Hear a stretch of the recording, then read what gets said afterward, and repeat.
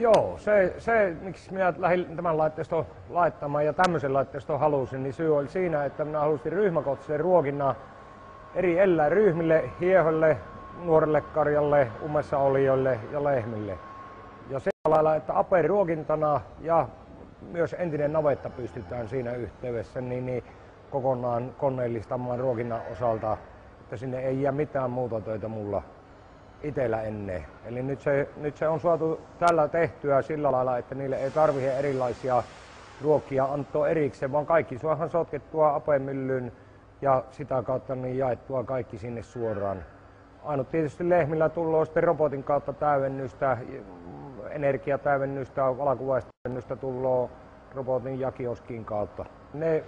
Ne oli tietysti suurimpia syitä. Sitten yksi tärkeä syy on rehukustannus, että sitä saataisiin vähän pienennettyä. Eli pystytään käyttämään vilja seoksessa, ei sitä tarvitse kierrättää väkirehutehtaihin kautta ja sitä kautta sitten pudottamaan hintoja. Sitten perusvalkuaista käyttämään rypsiä seassa ja se on halpaa ostoa rypsinä suoraan.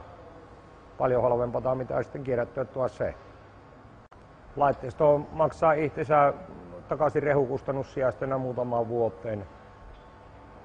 Se on minun mielestä aika kova korkoprosentti sille.